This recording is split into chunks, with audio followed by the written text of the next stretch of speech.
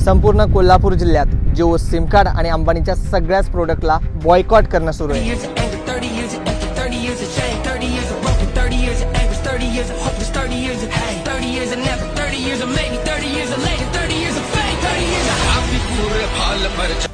आणि विषय इथपर्यंतच थांबत नाही तर एवढी माणसं कशाला अंबानीच्या मातीला अशा घोषणा सुद्धा जोरात देणं सुरू आहे. अंबानीनं कोल्हापूरची 1200 वर्षाची परंपरा सोडली. आता नक्की विषय काय जरा समजून घेऊ. कोल्हापूर जिल्ह्यातल्या नांदणी गावातील मठात गेल्या 33 वर्षापासून माधवी म्हणजेच महादेवी ही हत्ती राहत होती. आता ती फक्त हत्ती किंवा एक प्राणी नसून त्या गावची सदस्यच बनली होती. जेव्हा तिला कोल्हापुरातून वंतारा म्हणजे गुजरातला पाठवलं त्यावेळी अख्खं गाव रडलं.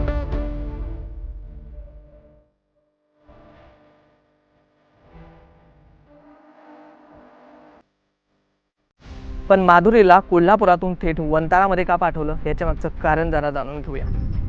पेटा म्हणजे प्राण्यांच्या हक्कांसाठी लढणारी एक संस्था. त्यांचे काही लोक सर्वे करण्यासाठी नांदणीमध्ये येतात आणि रिपोर्टमध्ये लिहितात की माधुरीची इथे काळजी घेतली जात नाही, तिच्या जीवाला इथे त्रास आहे, तिला लवकरात लवकर अंबानीच्या प्रायव्हेट जंगलात म्हणजेच वंतारामध्ये पाठवलं गेलं पाहिजे. आणि हे प्रकरण जेव्हा सुप्रीम कोर्टात पोहोचलं तेव्हा सुप्रीम कोर्टाने सुद्धा मिळालेल्या रिपोर्टनुसार हेच आदेश दिले की माधुरीला वंतारामध्ये पाठवा. मग विषय राहतो माधुरीच्या काळजीचा.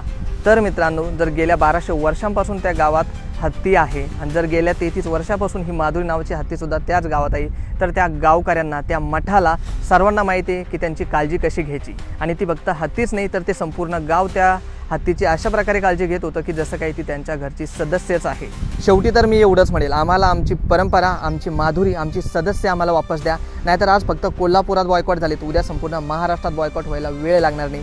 आणि मित्रांनो, फक्त स्टेटस स्टोऱ्या ठेवून चालणार नाही, तर अशी काही पावलं आपल्याला उचलावं लागणार ज्याच्यामुळे इथून पुढे आपली संस्कृती कोणी चोरायची हिंमत करणार नाही.